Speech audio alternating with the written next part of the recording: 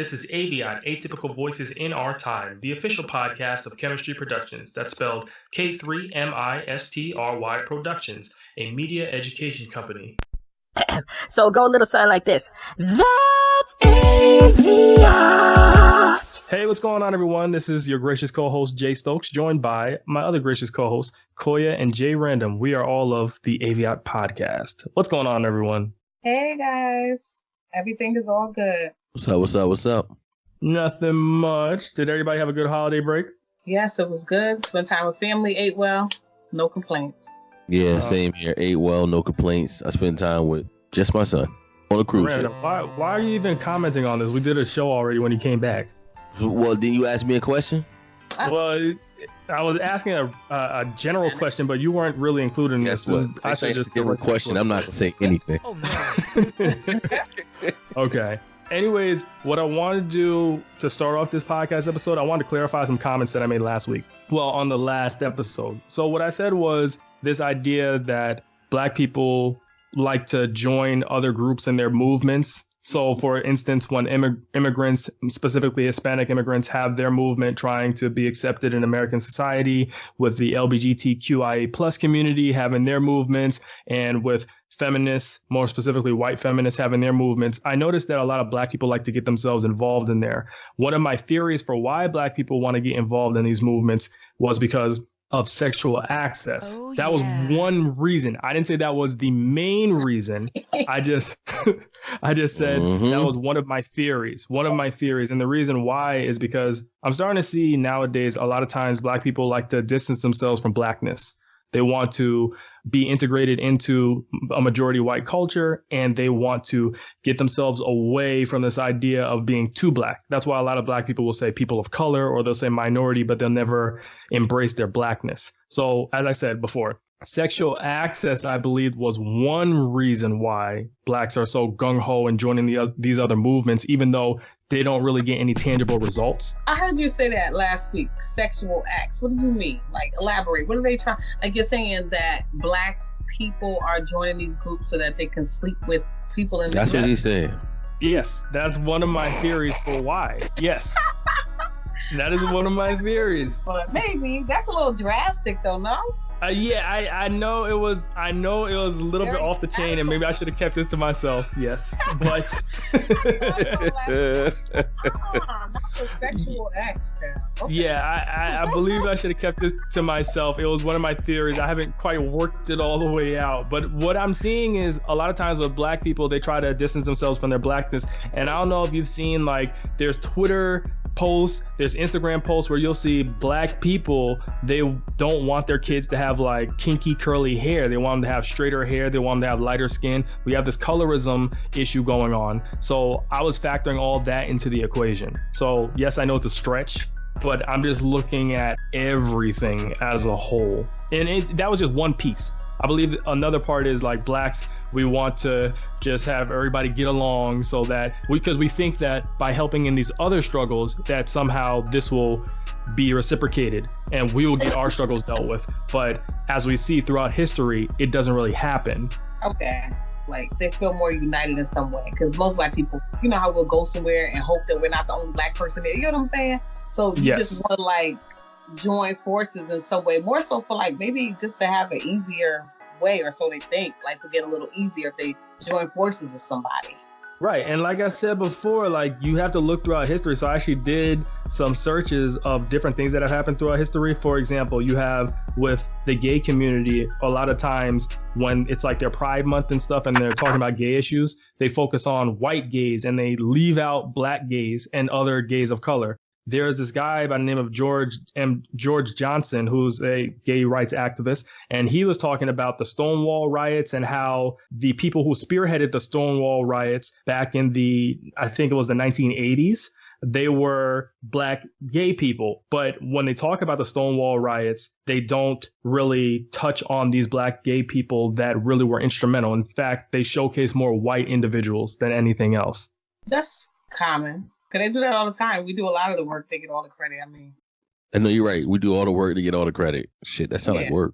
Right. With that being said, and touching on these issues of race, I actually wanted to say today December 4th, is actually the anniversary of Fred Hampton's death. So basically, Fred Hampton, he was an activist back in the 1960s in Chicago, and he is part of the Black Panther Party. Contrary to popular belief, the Black Panther Party was actually a peaceful organization that believed in their Second Amendment rights. So they believed in protecting their community. And if the police officers back then, you had white police officers that were really harming Black communities, they believed in standing their ground. And also the Black Panther Party back in Chicago, they offered free breakfast programs to kids. They also tried to clean up the community and make it a better place.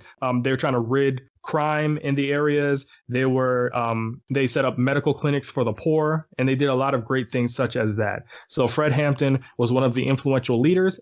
Unfortunately, Fred Hampton was assassinated by Chicago police, and this was a concerted effort with Chicago police, the CIA, the FBI, I believe, and they were trying to stop the Black Panthers from spreading their influence because they felt that the Black Panthers could possibly lead an uprising that could basically dismantle the government, dismantle the police force. And they went to an apartment that Fred Hampton was staying at one night with other colleagues and his pregnant girlfriend at the time. And they just filled it up with bullets. I think they poured in over 99 bullets, and they killed Fred Hampton in his sleep. According to his girlfriend, he was actually alive after the shooting occurred, and they went into a room, picked him up, and shot him in the head. So we honor the life of Fred Hampton, who, in my opinion, is an American hero, and he really stood up for the right causes, and he was only 21 when he died. So may he rest in peace. Yes, sir. Rest in peace. Rest in peace. On another note, happy birthday, Jay-Z. That's my dog. Jay-Z's the GOAT. We really going to Jay-Z? We really going to Jay-Z? I don't care yesterday. That Colin Kaepernick thing, just let that go. For right Jay-Z done ruffled enough feathers, man. Jay-Z ruffled enough feathers. Speaking of Colin Kaepernick, guess what? One of the receivers that was featured in the workout video actually got a job with the Redskins. Wow. Okay. See, that's when you know they blackballing him. Yes. Jordan Veazey. White ball, not black ball, white ball. Jordan Veazey, one of the receivers in the Colin Kaepernick workout tape, got a job with the Washington Redskins. How do y'all feel about that? That's a smack in the face. That's a smack in the face because, I mean, how more blatant can you be that you don't want this man in the NFL anymore? You hire a damn receiver. I don't get what the point of the private, whatever it was. Private workout? As I called it. I don't know what the hell they had going on per se. But what was the point of it? The man still don't have a job. Like, the whole thing is a sham. It's a mess. Yeah. Just switching back to the Jay-Z. Okay, I won't give him that much flack since you're a fan, Koya. So I'm going to ask you this. What is your favorite Jay-Z album? Probably Blueprint 3. Blueprint 3? Really? Like, the one with Kanye was pretty good, too, but that wasn't his own. Usher Throne? Yeah. What about you, Randall? Probably the Black Album. Yeah, probably the Black Album. That's the only one that comes to mind when I think about. That was the one with Dust Your Shoulders Off, Brush Your Shoulder Off, something like that. Yeah. Shoulders off shoulder. Yeah. Yeah. So that probably would be one of my favorites. I know he did an album with Dr. Dre, but I do. Kingdom Come. Was it Kingdom Come? Kingdom Come. Yeah, that was cool. That was with Dr. Dre. Yeah. I think he would do some tracks on that one. I think that's the one. When he came back from retirement, I believe, right? Or yeah. No? See. But that's the thing. I really don't know Jay-Z album, so that's why I'm saying like I don't know the name of that one. So that's why I would probably say the Blackout album. That's the only album I think I remember I purchased. Everything else was just a stream after that. So, But yeah, hey, so what? He's 50 now? He's 50? Yeah. He is 50 years old, yes. And Coy, to answer your question, even though I have semi-canceled him, my favorite Jay-Z album is between Blueprint and Reasonable Doubt. Okay. Blueprint from a production standpoint, Reasonable Doubt from a lyrical standpoint. Yeah, Reasonable Doubt, he came through. Nas was on his neck, had to do something, let them know he's a lyricist too, you know? He proved himself.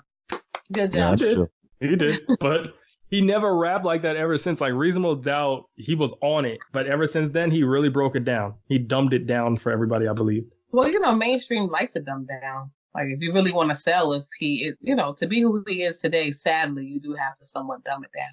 That's what sells. If you're really lyrical and you like talk about something of substance, somebody really trying to hear that. You're right. Exactly. Yeah. Now, with him being 50, do you think he's going to come out with any more albums within his career, or do you think he's done? No, I don't think he'll come out with any of his own albums. Maybe like collaborative efforts, like he's been doing more so than his own. Yeah, I agree. A bunch of singles. That's about it. Yeah, he knows his place, you know? Like he hanging out with the young boys. He knows it's their time. He's 50. Exactly. He might as well just make his money outside of hip hop because it's not going to work anymore. Because no one really want to hear what you got to say. You know, everybody want to hear this. That's all the tunes all day. That's how the songs are now. That's how the songs are. Yeah. I was like, who's that? I thought it was a real song. They all sound like That's what I'm saying. See? There you go. There you go. Mumble, mumble, mumble all day. Yeah. All day. Some of it, you know, depending on the beat. And if they slow down just a little bit. But half the time, I don't know what they were talking about. But I will say that the music nowadays, it's going to be hard for kids to have something to listen to when they get older. You know how with the older generations, like people in their 50s, 60s now, they can still look back to 80s music, 70s music, and it is of substance, right? But what about 90s music, 2000? I mean, even 90s is still cool, but when you get to like the 2010s, that's when it's like music. 2010, yeah, it's kind of slow. As far as like quality. Right. The kids know that. My daughter's 13. She loves 90s R&B, you know, 80s R&B, some of it. She knows what's up. Her ears work. They know their music is trash, but it get them turned on. Her ears work. I like that. With that being said, what I wanted to speak on before we end the show today, pretty short show, but I want to speak on this George Zimmerman news that just came out recently. Did y'all hear about that? Yeah. Did you hear about it, Coy? Well, you informed me, basically. Okay, so basically George Zimmerman is trying to sue Trayvon Martin's family, I believe, for $100 million in civil damages, alleging defamation, abuse of civil processes, and conspiracy. And so civil process and conspiracy. So basically he's saying that the allegations that were made about him killing Trayvon Martin some of it was fabricated, some of it was falsified in order to make him look worse than how he actually is. And I'm just like, for all of the so-called gangsters in Florida, I'm surprised nobody has tried George Zimmerman yet. I'm not advocating for his death, but you said what? Florida got some crazy people. You're right. Some shit should have happened by now. They should have shook something up. Florida got some crazy people. I don't know if it's the UV rays down there or what. Some people like or the water. The water. They jammed up out there. So I don't know. But nah, you got a point. That don't make any sense how this guy has the audacity to try to now sue the family for $100 million because of what? You killed their son. Believe me, it's nothing else they can say to make you look any worse than what you are now. And oh, by the way, everything that was true in the case, you still walked away. So what are you suing him for? Egging it on. Like that's all he's doing, egging it on. Like you got away with murder and you still keep going. You still keep going. Still, like, I don't know if he wants to be like relevant, if he's like, I don't know what he wants exactly, but it's like borderline to where he might not be in like a good mental space. That shit's crazy. How do you get away with murder and you still just keep going? Like, it's over with. He's pushing his luck. He's pushing his luck. That's what it is. Yeah, it's like he's trying to incite something. Nothing good in his favor. But I feel like there's nothing else he can say that could justify what he did. And then he has, it's like at the end of the day, Trayvon's never coming back. Right. We don't need to be reminded of Trayvon every time you come out the woodwork with dumb shit, like the time when he sold the gun that he killed Trayvon on eBay. Like, really? That's what I'm saying. Like, you know what I'm saying? It's like, damn. He's antagonizing the family. And once again, we forgot about Zimmerman. Now here he comes again with the bullshit lawsuit. He wants to be relevant. Like, he wants to aim his name in our mouths. Like, that's what it has to be. The man wants some sort of fame from it, but you're not going to get any fame for killing a young black boy unarmed at that. I don't know he's trying to gain, but it's a waste. Dude, he need to just go somewhere and just clown. And all you crazy ass people in Florida need to act crazy when y'all see him. Exactly. Oh, man. All crazy people in Florida got to act crazy when they see him. On that note. Yeah. When We're not advocating violence. When you see Zimmerman, exactly. Word. Yo, real quick, like we're dads in the Crips that were about to kill and beat up Kanye for some dumb shit, but they won't do anything to Zimmerman. Remember the time? I'm glad you mentioned that because it brings it back full circle to what I said in the beginning. Blacks wanting to assimilate and get rid of their blackness. Oh no, dude, you a mess. Yo, Jay Stokes, you a mess, man. But well, hey, you probably got a sex act, so I guess.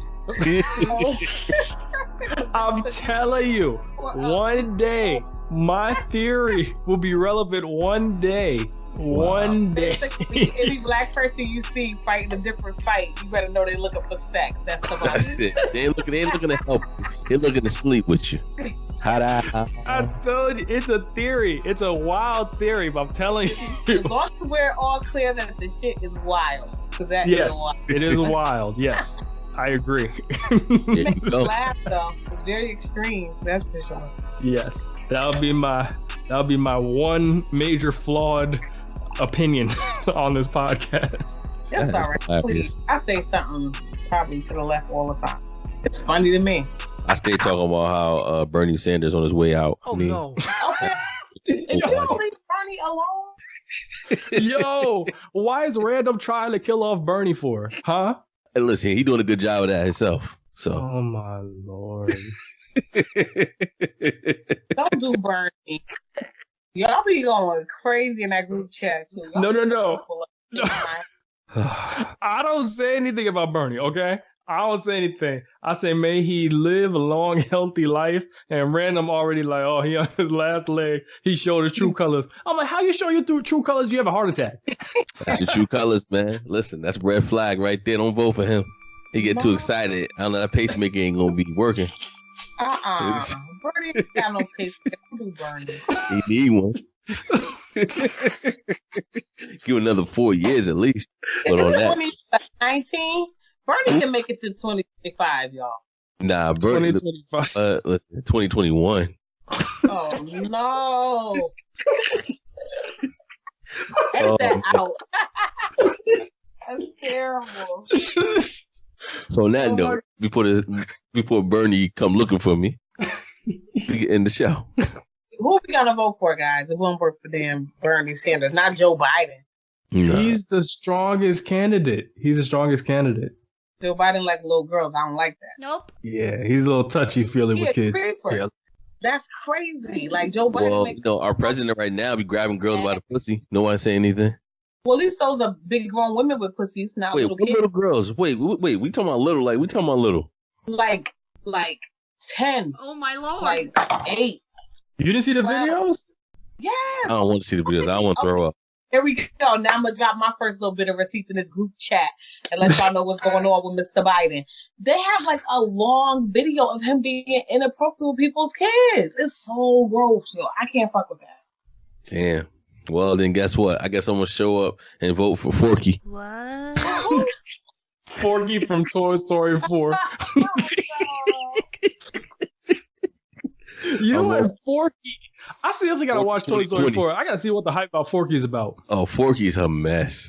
In a way, Forky eyes just be rolling everywhere because he got like you know those rotating eyes. Oh no. Yeah, because little girl, she actually grabbed a fork and made like a toy out of fork and called him a fork and calls him Forky.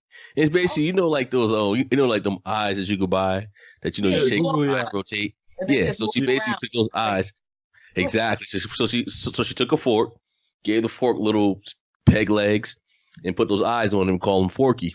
Oh. So I personally think Forky for 2020. Oh, that's what I'm saying.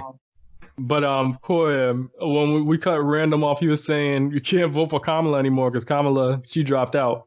Yeah, I saw that. I wasn't gonna vote for Kamala anyway. So that didn't why? None. Why? I'm curious to know. Because Kamala, you can just tell she's with the shit. She's very fraudulent. Like Kamala, we don't know who Kamala is. So Kamala, that is true. Right. Not in the White House. I don't know who she is. She comes off so fraudulent. Like, miss. I'm good. I agree. I'm going for Bernie. He got 5 years left in him. Maybe 6. So we voting for that nigga. That guy. So Corey going for Bernie.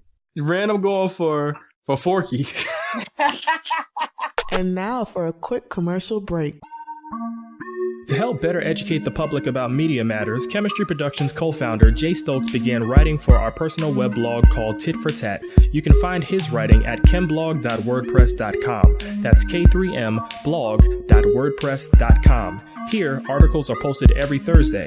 Jay Stokes also writes media-related articles for Medium.com, which is a platform that helps pay our bills. Make sure to support by visiting Medium.com and search for J.Stokes.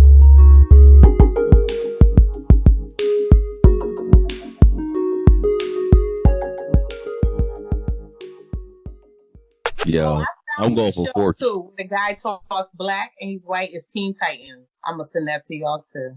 I did all my homework. We was talking about cartoons and how like they come off racist. So I found the cartoon where the boy talks super gangster, but he's white. It's Teen Titans. I'm gonna send the link. Oh yeah. It's back all the way to that episode. Okay, it's Robin. A couple of those cartoons are racist. I can't remember the name of the show right now, but the kids watch some show where one of the white kids talks like a Southern black man, maybe in his like mid-30s that got mad bitches. Yep. Yeah, you know what? My kids was watching it the other day. I was like, I can't wait to tell them. Yes, Robin is definitely gangster. Oh, with the green hair, right? Yeah. Yes. See, they know all the cartoons. You know what's up. The green hair is Beast Boy. That's Monster. Yeah, Beast Boy. No, but I know. So are you talking about the cartoon or are you talking about the actual cartoon on Cartoon Network? Yeah. But Robin does talk like Robin on the cartoon does talk a little gangster too. Well, I'm talking about the green hair. That's the one that talks like. That's Beast Boy. But on Titans, the actual show that comes on DC, Robin is the one that actually talks real hood. It's hilarious. But that goes back to this notion that black culture is American culture. So America or Americans try to adopt a lot of black slang and a lot of black kind of mannerism and stuff. Like Coy, correct me if I'm wrong. Doesn't it seem like every nationality of women these days, or every nationality of women and girls, they do like the black mannerisms, like snapping their neck, rolling their neck, doing the finger pointing and all that stuff? Yeah, that's like parents too. Like, I know girls now, because I work in Westchester, they're getting their lips done fuller. They want their nails longer. When black women were long nails in the 90s, it was ghetto. But now it's nail art. You know what I'm saying? Like, they adopted and it's all good. So the long nails that black women had in the 90s that was considered ghetto, they're adopting that and calling that nail art? Yeah, now it's nail art. Before it was like, oh, you're a hood rat, you're ghetto, your nails are too long. Now the white girls want them long, just as long as ours that they were wearing in the 90s, a whole bunch of jewels, stones, a whole bunch of different things. It's nail art now, but before you were seen as a hood rat. So. Come on. Wow. I'm not surprised. Yeah, me neither. They get their butts done, they get their lips done, their hips done, whatever they can to. They get weaves, eyelashes. That's our thing. But they saw it makes us look cuter. They're like, oh, we'll take that too. They take everything, so nobody's really surprised. That is true. That's true. Why can't people just embrace their own culture and their own attributes and just leave it at that? You know what? I think our culture is just obviously the best culture to be a part of. So they just want to hop on the wave. Like, we're creative. We don't really have anything. So, we know how to like work with whatever we have. We're creative people. We're fun people, innovative. So, they want to just hop on the wave because without us, they don't have seasoned food. They don't know what's next with fashion. Like, we're the who's up. Did you say seasoned food? I did. Just salt and pepper ain't gonna cut it. Wow. My Lord. The thing is, the thing is, you say we don't have anything. I think you're speaking more like economically. So we kind of work with what we can without. Yeah, like we don't come from a lot. You know what I mean? They told us to pull ourselves up by bootstraps. We never had boots. Yeah. And when I say like people should embrace their own culture, I don't mean you can't adopt things from other cultures, but I'm just saying more so recognize the beauty in your own instead of trying to take from somebody else and then say that's mine now. Like this stealing of a culture. The thing is, when different cultures mix or they cohabitate, they're going to share ideas. Yes. But I don't like the notion that you're going to take from this culture, you're going to call it your own, and you're going to rebrand it. Whereas before, when it was in that group of people that originally had the culture, you demonized it and you looked down on it. Does that make sense? Mean, yes, like the white girl who tried to sell the bonnet for $100. You could buy a bonnet for like $5. Yes. Mm-hmm. Gotcha. Mm-hmm. Yes. And she's talking about, I never knew that. I never knew they did that. Like, girl, you crazy? It's called a bonnet. They call it a brand new style. Black women have been wearing cornrows since the beginning of the damn time. Well, what about the chicken noodle soup? What they call them? I don't know what they called them, but they said it was like a new thing. They just called it like, I don't know what. Boxer braids. Yes. Exactly, Mm-hmm. boxer braids. Ain't no damn boxer braids. Those cornrows are plaits, like flat out, that black people been wearing for 300 years or so. Maybe more. You know what I'm saying? We just can't keep nothing. You know how it go. They just use us. Yeah, pretty much. And like Random was saying with the chicken noodle soup, did you see the new song, the chicken noodle soup song? Thankfully, no. Oh, yeah, I'm not gonna go into detail about it, but pretty much it's a East Asian individual and a Hispanic individual, and they're doing their own rendition of chicken noodle soup. The good thing is they gave credit to the original. Was it DJ Gangstar? And what was it? No, DJ Webster. DJ Webster. Webster, yeah. They gave credit to the original outside of the song, but for people that are now listening to the song, they would think it's theirs. Does that make sense? Yeah.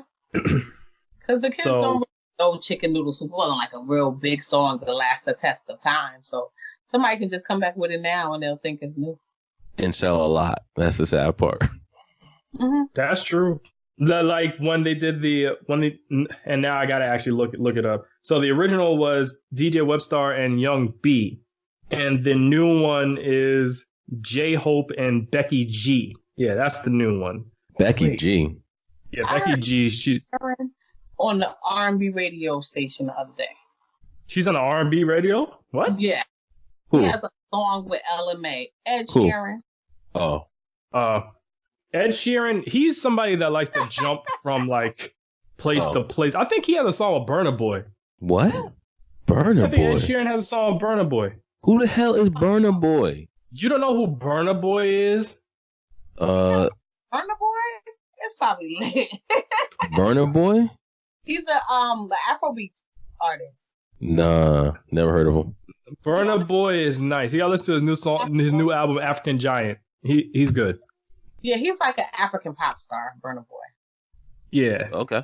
It's called Own It with Stormzy, Ed Sheeran, and Burna Boy. Interesting. We'll be listening. I don't know. Who's Stormzy? I don't know who that is, but Burna Boy and Ed Sheeran together, that's weird. But him and LMA, I didn't even like that.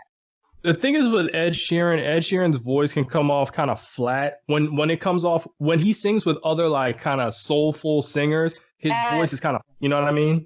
You could hear the salt and pepper in it. You know what I'm saying? You needed some more seasoning in that shit. Hilarious. Salt and pepper.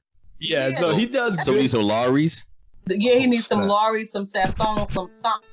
That shit was a work. It was flat. The voice was too flat for the beat. So I'm like, well, what is he doing on the R&B station anyway? That's what you get for playing around. But yeah, the thing is with Ed Sheeran, he's good for singing where he's at, but it is a weird blend. Folk type of soft rock something, you know? Right, but it's a weird blend when he's with certain people. Like he had a song on his album with 50 Cent and Eminem. Oh no! Oh, that song was horrible. That shit's trash. Oh my lord. Oh, okay. With that being said, we done got on enough people today. We were good. We were good for a few episodes. We were good. Oh man. Come back. No offense to anyone out there. Remember, we're here to educate and entertain. That's right. All right, y'all. It's been good, but I'll see y'all next time. Yes. Have a good one. Have a good night. Bye. Peace. So go a little something like this. That's it.